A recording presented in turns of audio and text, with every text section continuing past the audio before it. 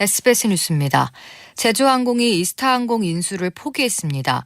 제주항공은 오늘 이스타항공 경영권 인수를 위한 주식 매매 계약을 해제했다고 공시했습니다. 국내 첫 항공사 간 기업 결합으로 주목받은 양사의 인수 합병이 무산되면서 항공업계 재편에 차질이 빚어지는 것은 물론 향후 이스타항공 파산과 직원 1,600명의 대량 실직 우려가 현실화할 것으로 보입니다. 한국인 건설 근로자 수백 명이 머물고 있는 이라크 카르발라에서 코로나19 확진자와 사망자가 늘고 있는 가운데 어제 현대건설 소속 한국인 직원 A씨가 현지에서 숨졌습니다. A씨는 지난 14일부터 코로나19 증세를 보여 병원에서 치료를 받았다고 건설사 관계자들은 전했습니다. 코로나19 확산 이후 현지 한국인 근로자가 숨진 건 이번이 세 번째입니다.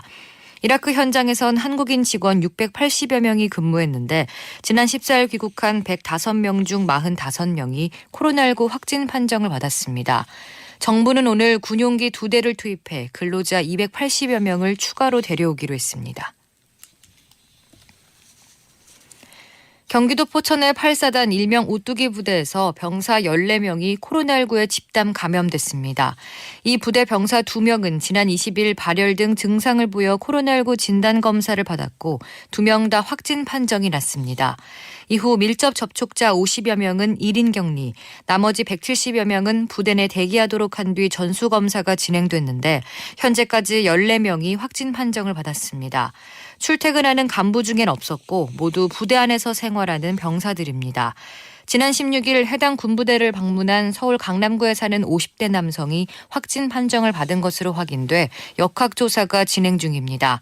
군부대 내 신규 감염은 지난달 10일 이후 6주 만입니다. 미국에서 신종 코로나 바이러스 감염증 환자가 폭발적으로 증가하는 가운데 입원 환자도 정점인 4월 수준으로 되돌아갔습니다. 시사지 애틀랜틱이 운영하는 코로나19 정보 사이트 코로나 트래킹 프로젝트에 따르면 지난 20일 기준 미국 전역의 코로나19 입원 환자는 모두 58,330명으로 집계됐습니다. 이는 미국에서 코로나19가 정점에 달했던 4월 15일의 입원 환자 최대 기록인 59,538명에 거의 근접한 것입니다. 도널드 트럼프 미국 대통령은 현지 시간으로 22일 미국 내 중국 공관의 추가 폐쇄에 대해 언제나 가능하다고 말했습니다. 트럼프 대통령은 백악관에서 신종 코로나 바이러스 감염증 대응 브리핑 중 미국 내 중국 공관의 추가 폐쇄를 검토하고 있느냐는 질문을 받자 추가 대사관 폐쇄에 관해서라면 언제나 가능하다고 밝혔습니다. 미국은 한국 시간으로 22일 중국의 텍사스주 휴스턴 주재 중국 총영사관을 사흘 내로 폐쇄하라고 요구해 그렇지 않아도 고조된 미중 간 갈등이 한층 격화하고 있습니다. 경찰은 어제 고 박원순 전 서울시장이 사망할 당시 지니고 있었던 휴대전화의 비밀번호를 푸는 데 성공했다고 밝혔습니다. 하지만 모든 내용을 들여다볼 순 없습니다. 성추행 방조 의혹이나 고소사실 유출 등에 대한 수사를 위해선 휴대전화의 해당 내용을 확인하기 위한 추가 영장이 필요하기 때문입니다. 경찰은 휴대전화 분석을 진행하면서 추가 영장 신청 여부를 검토할 예정입니다. 이인영 통일부 장관 후보자의 인사청문회가 오늘 국회에서 열립니다.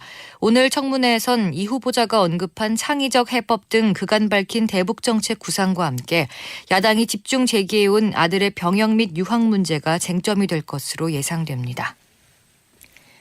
현재 수도권과 충청, 남부지방 곳곳에 비가 내리고 있습니다. 오늘은 장마전선에서 발달한 저기압의 영향으로 전국이 흐리고 비가 오겠습니다.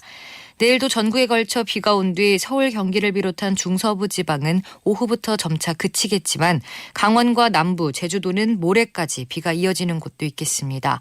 오늘 낮 최고 기온은 서울과 대전, 대구는 24도로 전국이 21도에서 26도로 어제보다 조금 낮겠습니다. 서울의 현재 기온은 23도, 강수량은 16mm입니다. 주시은입니다. 뉴스를 마칩니다. SBS